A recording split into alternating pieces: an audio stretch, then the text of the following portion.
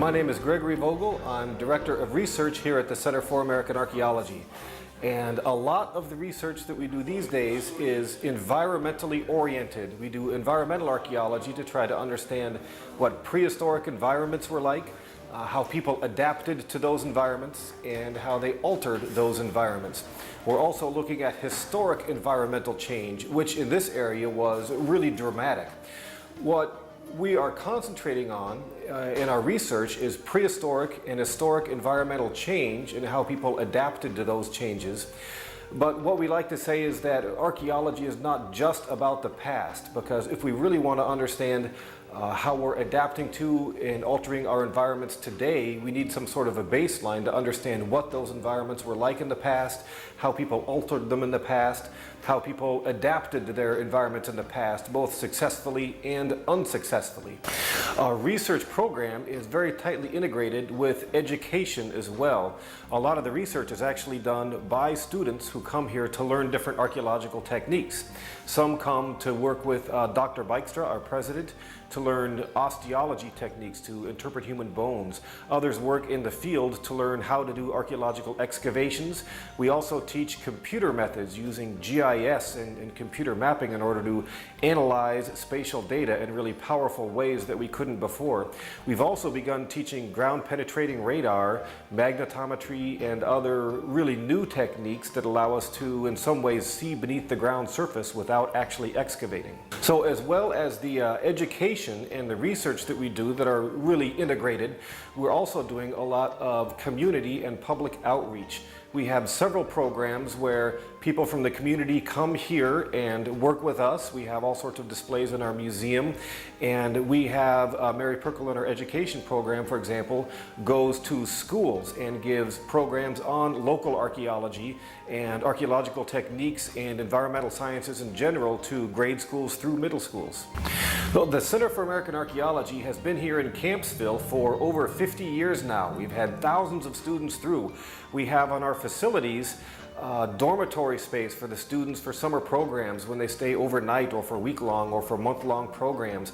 We have all sorts of laboratory facilities. We have a library with over 10,000 volumes concerning local archaeology. We have an artifact repository with millions of artifacts and different archaeological specimens. We have a computer laboratory in Maynard House. Our main offices are actually in a historic building that was built by the Camp family, who is the namesake family of Campsville, and our museum and visitor center is in the store that the Camp family had that's called Camp Store. This is really a great place to work and to come and learn, and as Director of Research here at the Center for American Archaeology, we're really happy to have everyone come and see what they can learn. So welcome to Campsville and the Center for American Archaeology. Thank you for being here. So let me tell you a bit about what we have in this room. Over here we have a Wormian map from 1903 of Calhoun and Campsville. And over there is an aerial photo of Campsville in the 1930s. And over here on this table we just have some things that look like artifacts, so when you're out walking about, you know what you're looking at. And that's basically what we're doing here. Thank you for coming. You're at the Buried Gardens of Campsville site in Campsville, Illinois. It's a 2,000-year-old Middle Woodland Village site located here right off Route 100. This site, which was occupied by probably a small group of people that were related, is got several different parts. It's got this area here where my students are excavating. This is a midden area that contains a lot of trash and refuse. So the students, as they excavate, are finding things like broken stone tools, pottery, animal bones, mussel shell. Basically, this is where trash went after the houses and activity areas were cleaned. The people who are working today include students from the University Field School as well as students from our high school field school program. And we're very fortunate in that our students come to us from across the country. Just this year alone, we've had students from Louisiana, Michigan, Kansas, Philadelphia, Pennsylvania, and points beyond. Later on in the summer, we'll have families joining us at the excavation site, as well as an adult field school program that'll begin in July. So each year, we have approximately 30 to 50 people working here at the Buried Gardens of Campsville. These are our excavation units. This is our sample size. For archaeology, we remove soil very carefully, and on a day like today, we're glad we get to move slow.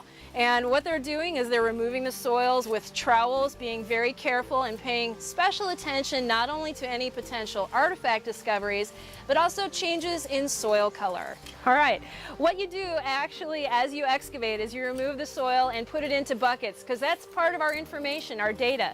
Once you have a bucket full of soil, then the next step is to actually screen it to see what type of artifacts might be coming out of the excavation unit. So we'll head over to the screen and show you what that's about.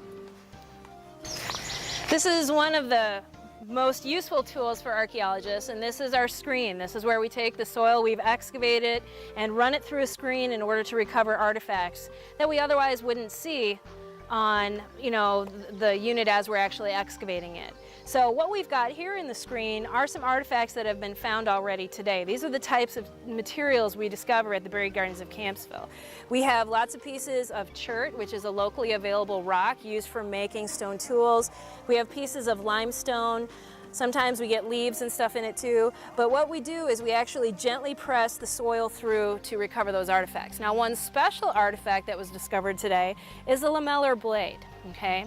And this is a specialized tool. First of all, they would create a core and then remove thin strips that are used for cutting, harvesting, a very multi-purpose tool, and one that's typical of 2,000 years ago. What I have here is a spear. I've been working on an idea of what a banner stone is. A banner stone is this stone that is put onto an atlatl, and an atlatl is a throwing stick. And what you do is you hook the atlatl into the end of your spear, makes your arm longer, and allows you to throw about 3 times farther.